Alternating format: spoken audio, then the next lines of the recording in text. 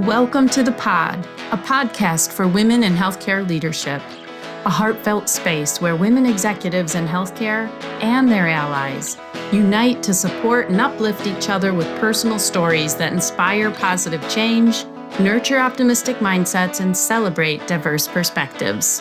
I'm your host, Dr. Kristen Woods.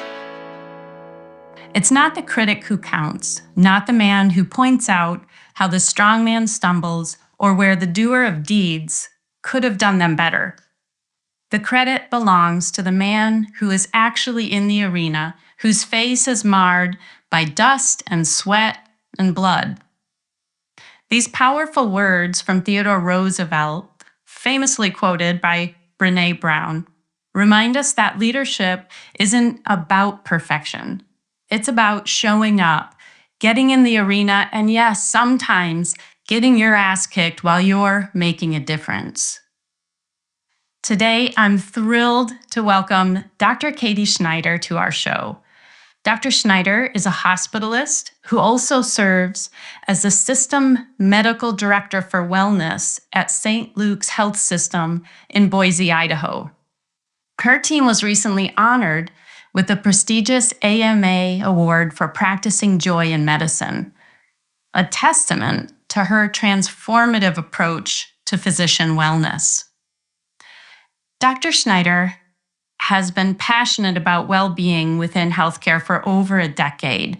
She began as a certified physician development coach, and while she quickly recognized the power of coaching, she discovered that viewing well-being through a systems lens could truly magnify the impact of her work. Over the past 5 years, she's focused on healthcare system well-being, working to create sustainable changes that will help physicians and advanced practice providers continue to choose medicine day after day, year after year, throughout their careers. Today, we're diving deep into her leadership journey, the choices that shaped her path, and what keeps her fighting the good fight in healthcare's arena. Katie, welcome to the pod. Thank you for having me. Yes, and is it okay if I call you Katie? Please. Okay, great. Well, I'm excited to talk about your journey, and I wanted to start with this foundational idea that leadership is a choice. Can you talk about the moment when you consciously decided, I choose to be a leader? I don't know that it was a moment. Maybe I wish it was, and maybe life would directionally have been a bit easier if it had been such a stake in the ground for me. I think I chose over time to dedicate my life to making well-being a priority within healthcare and doing everything I can to help my colleagues in that space. And that really has been my guiding light. And anything I can do that supports that mission is kind of how I frame the choices I've made. So to have the opportunity to lead in this space and help be part of the team that impacts well-being for my healthcare system has been honestly an honor, challenging for sure, but an honor. So I don't think there's been a moment. I think it's been day to day, week to week, saying how do we make a difference in this space, and can I lead, and do I have the opportunity to lead in a way that allows for that? Yeah, and it's an interesting journey that you're describing, and that it's sort of evolved. Was there a particular moment or an event that happened where it really crystallized for you that I'm in this now and I'm going to lead the team forward? Yeah, great question.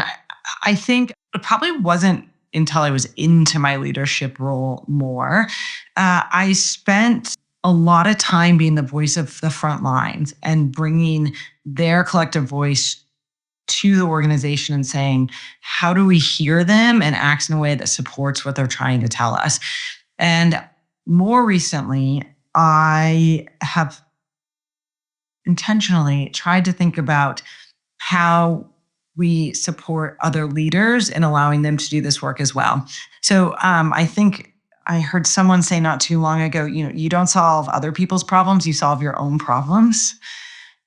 And I thought, gosh, if I can lead in a way that I'm helping other leaders' problems be solved and it supports the well-being, I'm really going to win the game in a different way than I've had the opportunity to do before.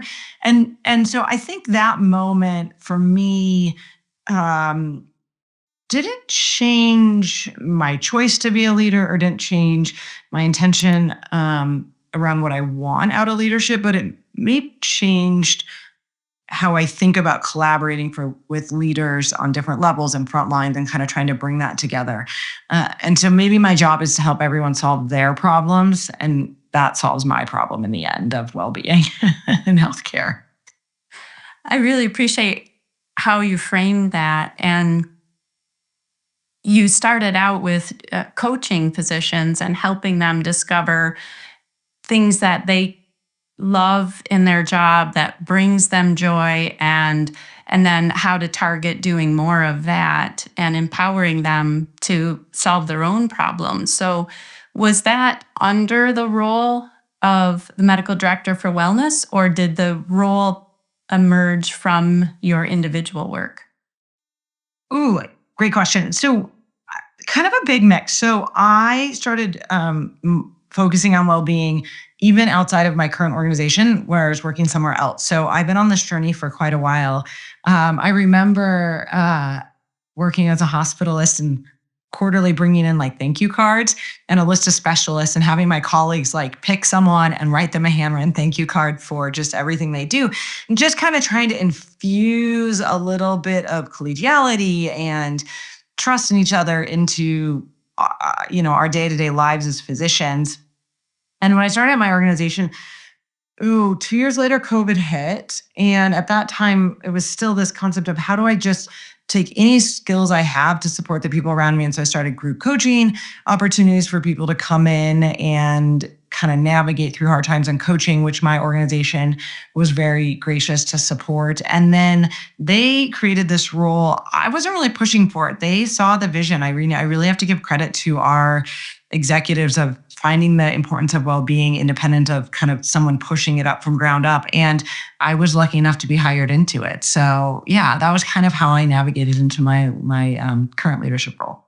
Oh, that's amazing. It's an interesting story. And when you were doing some of the one-on-one coaching with physicians and providers, and then the group coaching, were there particular themes that kept emerging that brought your attention to the system issues? I think a few things happen. One, I think I'll speak personally, but understanding boundaries and the value of them, I think is really challenging for physicians and APPs. And so a lot of my coaching was around what does a boundary mean? Is a boundary good or bad? How do you feel about a boundary? And so just understanding what put people beyond their boundaries or not kind of gave me some foundation of that the workflows that were really problematic and the call schedules and some of that just kind of practice efficiency piece of it. And then I will say all of that I think is critical. But what I found more than anything is like the bulk of what people wanted to talk about was how their boss or their leader communicated with them or their frustration with the interaction. They couldn't verbalize that. They would just say they're asking too much of me.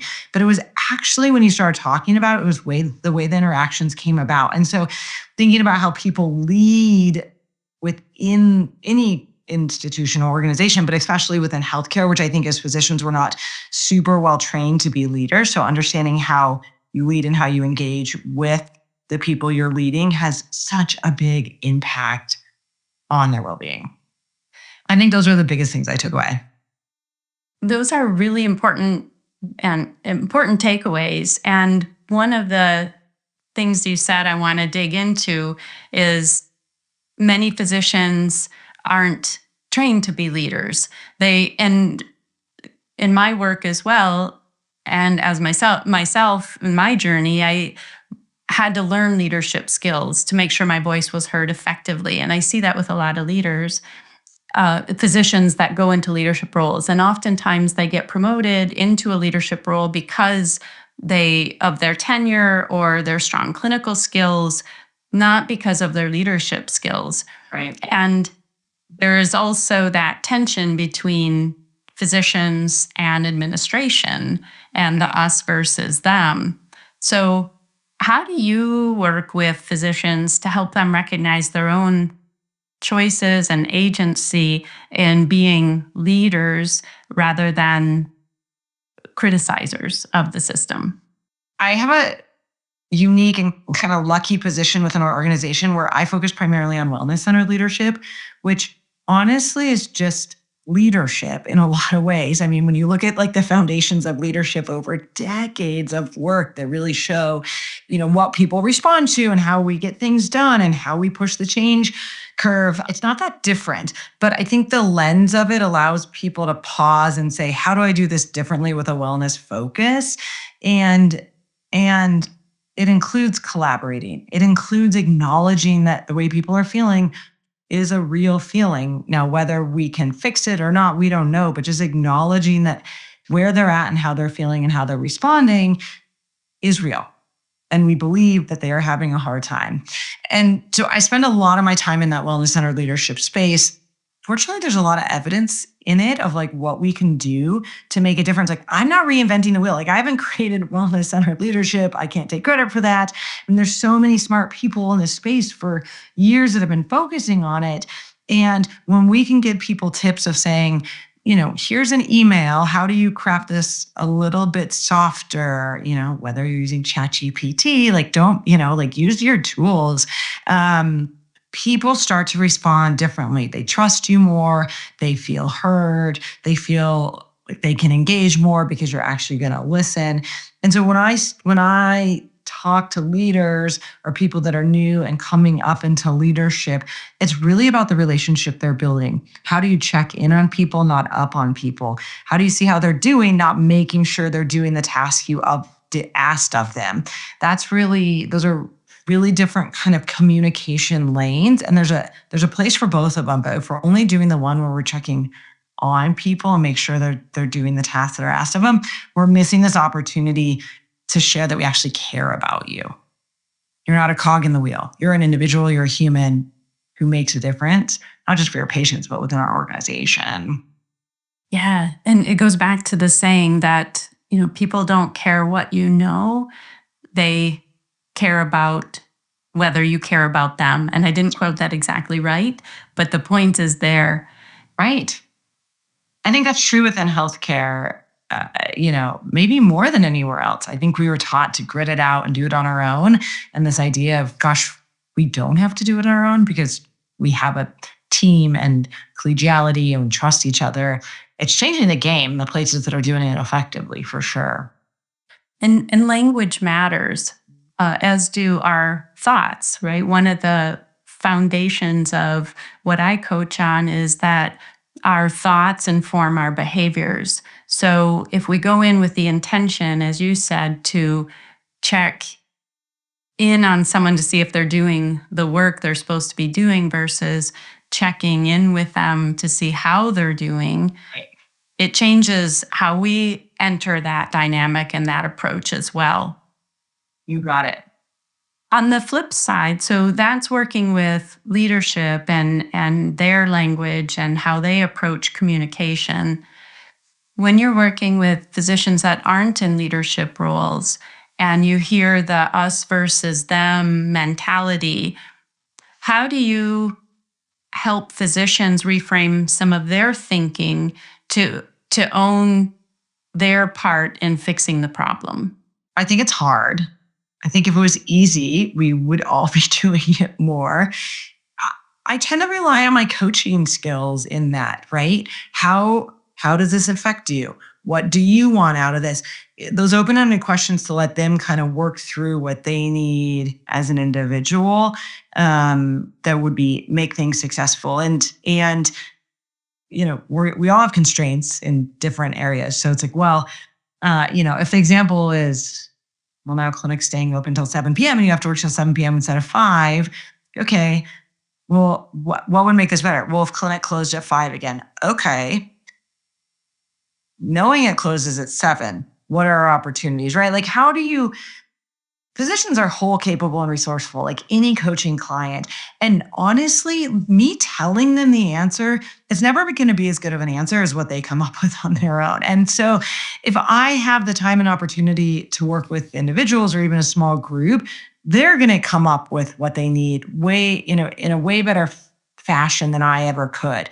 So that's my preference if I can. And then I think you have to be cautious when you use this technique, but getting the reframe of understanding what leaders may be going through when they're making those decisions. That doesn't always work because sometimes people are so in it that understanding that leaders have different challenges in the front lines, it just feels, I think, too intense and is hard to be heard. But when people are in that moment to understand, like maybe we're in different arenas, maybe we're both getting our asses kicked. We're just in different arenas. And how do we understand the other person's arena? That's a really cool conversation to have when people are ready for it. It's not at any moment. It's not without risk, but it's a good one. That's a really good point. And I'm going to liken it to what my dog trainer was helping me with.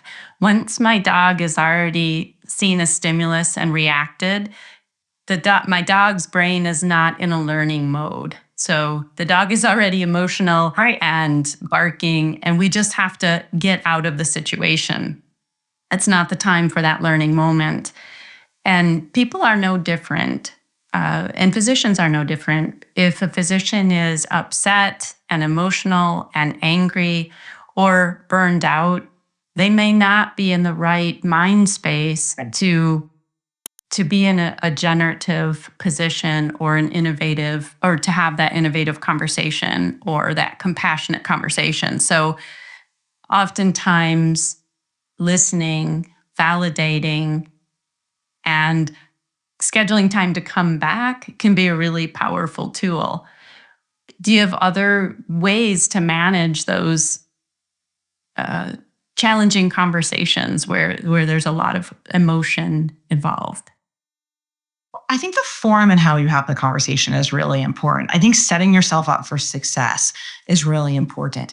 Meaning, I discourage people for having conversations about compensation when maybe compensation is staying flat or going down in a group forum. I encourage people to go have a one-on-one conversation, prepare them. We are going to be talking about compensation. Don't do it in the middle of their clinic so they're going back to 10 patients and they're just really mad that they're all of a sudden getting paid less to do the exact same work, right? So how do you set yourself up for success to have those conversations?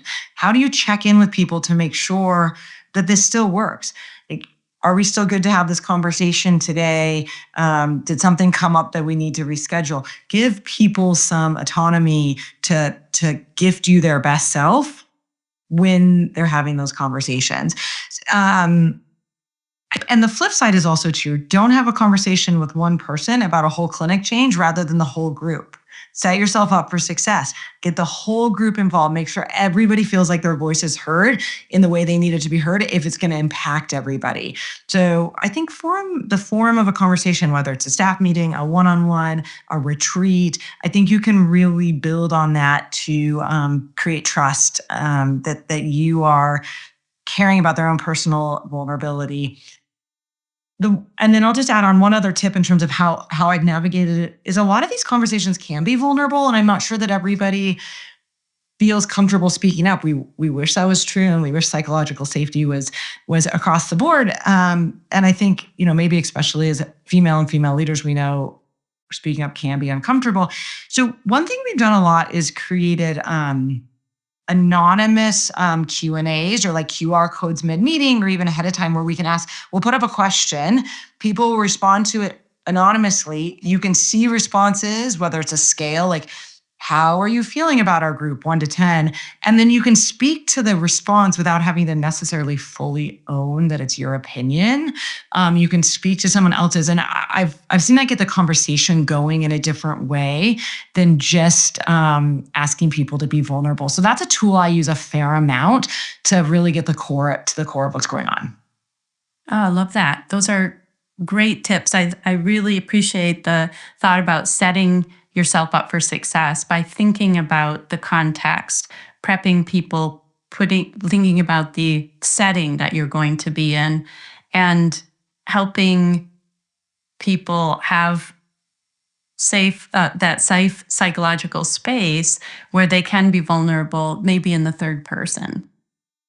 And I think being vulnerable yourself helps, right? So if you have to have a meeting and share some information that's critical and you can't maybe do it in the exact form you want, saying, I want to apologize. If I could have, I would have done it this way. But based on this current situation, I felt like you knowing this information was more important than, you know, teasing it out in the way that I typically would. And so I'm sorry. And here we are, right? That vulnerability piece really goes a long way as a leader. It does. So, and you said earlier when we spoke that your journey is not over. There's a lot of work to be done. What sustains you in doing this work, especially when it gets difficult? I think I try to reflect on the work that we've done. I was just talking to a colleague, and I was saying when I started thinking about well-being in medicine, it was before, I'm not even sure I knew the term burnout. There wasn't really a lot of literature at that time.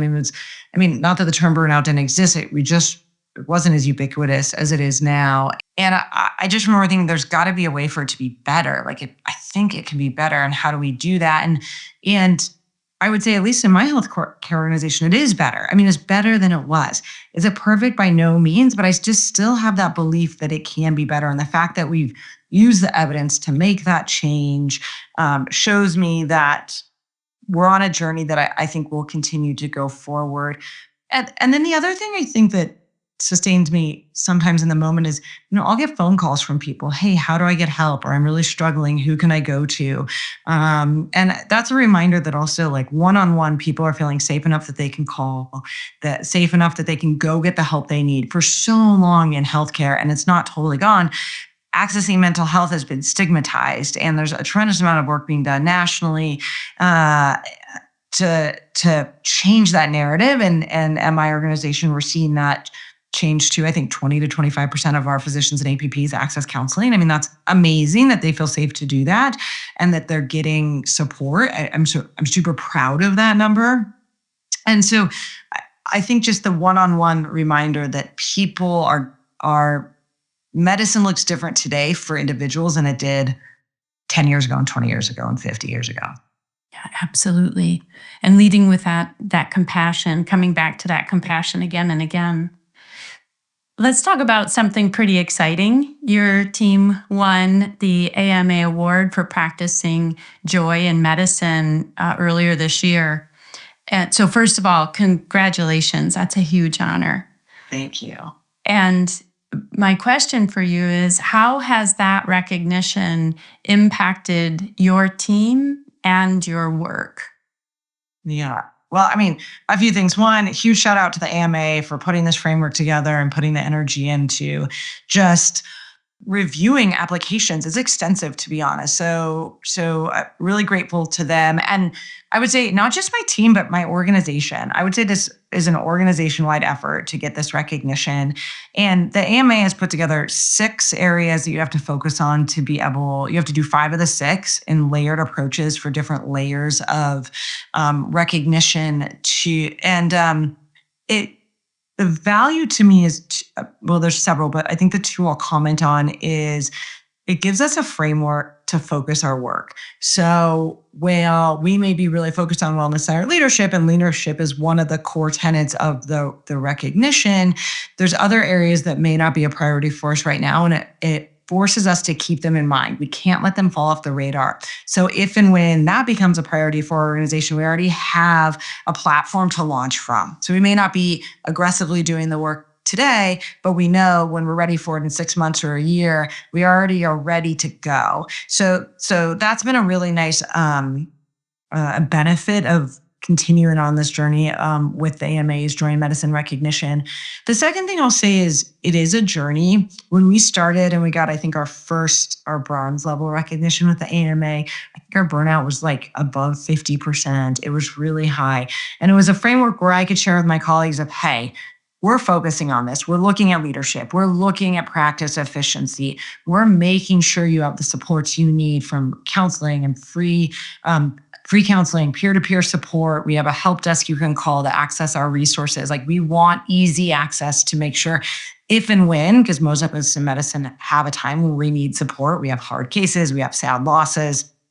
We are looking at this globally and figuring out how to support you. And as we started doing the work, things started getting better. And we added on the next layer. And so we are continuing that journey and hoping that in this coming year, we can elevate to the next level of recognition, and that we're bringing all my colleagues along to say, I hope you're feeling it. I hope you see that there's change. You may not be doing okay. It may not be perfect for you. Our burnout is still, in the mid 30s. It's markedly better, but it's not, it's not gone.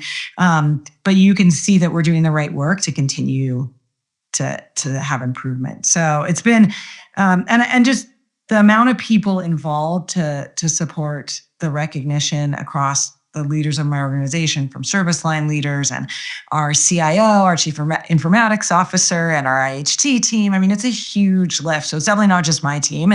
And I think that's the point. It takes all of us to change the culture and change our practice and make it better. Yeah.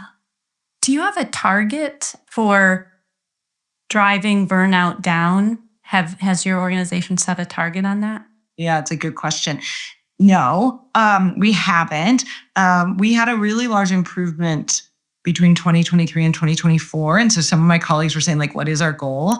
And I said, I don't know. I think we're going to have to set that organizationally. And I think it's the front lines that should be setting that, not the leaders, to be honest. And we were pretty stable this year. And I believe there's more improvement to be had for sure before we say, okay, maybe we're reaching a level of saying, this is what we're okay with. We also look at it in terms of layers of burnout. So I'm beginning to feel burnt out versus I'm extreme. The more people, not percentage wise, but when you look at the percentage, the more that I'm beginning to feel burnt out is much more comfortable than very extreme. So if we're going up in the extreme, we're going to have to be thinking about this differently than I'm beginning to feel burnt out and the percentages we tolerate moving forward. I remember when I was interviewing for my wellness leadership job, and someone said, do you think you can get burnout to 0?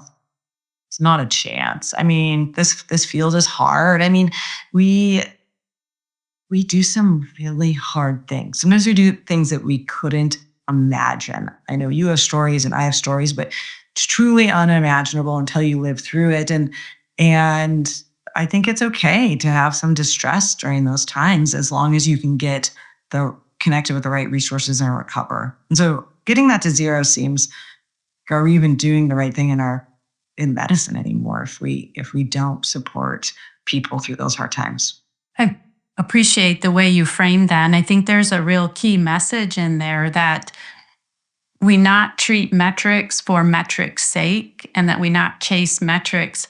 I like how you spoke about we're seeing the numbers improve and go in the right direction, and we're not going to stop there. We're going to keep offering services and support and having the conversation. And I think what can frustrate physicians is when a leadership team points out an improvement on a metric and then backs off or forgets about it. Right. So I really appreciate the answer that you gave to that question, and the way that your organization is thinking about this and embodying it. It's obvious why you were selected for that award. Well, and I'll just add, thank you for saying that. And I agree. And I'll just add, I think for a long time, we haven't seen a lot of movement in this space. Like, we haven't seen a lot of improvement in well-being. For years, it's been really stable. And it's been really exciting for my organization in that when we saw the movement and the improvement, it's like, oh, we can make a difference, and actually fueled the fire of like, oh, we really can do this, rather than, oh, we did it, put it aside. So, and everybody has their own lived experience through it. Don't get me wrong. I talk to colleagues, unfortunately, routinely, who are still really struggling and are really frustrated in the current work environment. And I think they can see that is changing around them, and whether it's impacted them individually or not, that the change is real. So a lot more to do, but it's been a rewarding and really heartwarming journey so far. Yes. Well, Katie, I'm super fascinated by your humility. When we had spoken previously, you mentioned that you frequently tell your boss to put the right person in the role. If you're not the right person for this role, put someone else in. And that takes a lot of self awareness and courage. I'm wondering, how did you develop that perspective? Well, I think a couple things. I probably don't tell them frequently, but maybe consistently. I think similar to what I shared at the beginning is that I'm choosing to do this because I want well-being and my colleagues to be well, and not because I, Katie Schneider, want to be a leader. And if somebody else can make them well, better, faster, longer, let's let them do it. I mean, that's the goal. My outcome goal is well-being for my colleagues. And I don't have to be the person to do it. And honestly, it's self-serving because if they can make more people well, like I'm going to be more well, like it's like a little bit selfish too. So I think we need the people that can do the job the best. And if that's me, great. I'm honored to keep doing it and I enjoy it. And if it's not, I'll be the biggest champion of the person coming in to make a bigger impact. Love that. And leadership is hard work. And as you pointed out, it's hard in healthcare in particular because some of the challenges and situations that we face. What values or motivations do you draw upon every day to keep you going when you're in the arena getting knocked around a bit? It probably depends on the day, right? It depends on what's going on and how much capacity I have. So, on a good day, I can say, okay, that was a hard day. And that's not every day, and I can move on. And on a hard day, I have to sit and say, I'm choosing to do this work. I don't have to. I'm choosing to do it. Why am I going to continue to keep choosing to do it? Do I want to continue choosing to do it? And I gift myself that choice. And in the end, it's been yes, right? Maybe that won't stay true forever. I don't think that. I think you can do hard things, and I don't think you have to if it's too hard. And so, if I'm choosing to do something, if I'm making that active choice, you got to figure out how to move through it or choose not to do it. I like that choice, coming back to choice. I'm choosing to do this. It's really about mindset. Katie, the pod is about making waves, and I use the WAVES acronym to represent women, amplifying voices, and elevating success. So, our goal in this podcast is to generate diverse perspectives that enrich leadership, to share our unique stories, and make sure every voice is heard so that we can lift colleagues and ourselves to new heights, but in redefining that success as a collective success versus an individual success. So, based on the things we talked about today, that self agency, choosing to lead, breaking down the barriers of us versus them by showing compassion and being intentional about our language, setting ourselves up for success by getting the stage set appropriately, and using that systems approach to winning. What elevating message do you want to leave with the women leaders in our pod? I think three things. One, curiosity always wins. We didn't talk about that much today, but curiosity always wins, and something I continue to work on. We lead in the moments. We don't lead in the big things. We lead in the little moments. And you don't always get those moments right. So it's okay to apologize. It's okay to do it better next time. I have so much growth in my personal leadership, but trying in the moments to be curious and do the best I can, I think is really over time what serves really anyone in leadership, but for sure me. And don't be afraid to be vulnerable. Katie, thank you for joining the pod and our community today and sharing your leadership story. Thank you for having me. It was really my pleasure.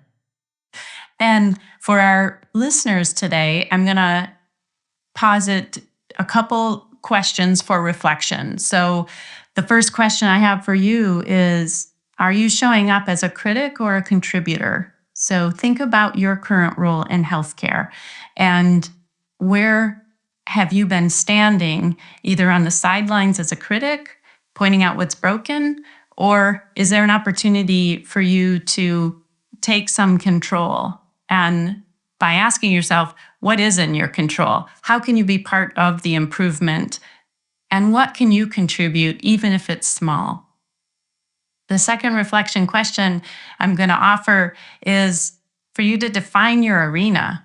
Dr. Schneider made a conscious choice to get in the arena, to move from serving patients as a one-on-one contributor to challenging our systems and creating lasting, sustainable change. So, what is your arena?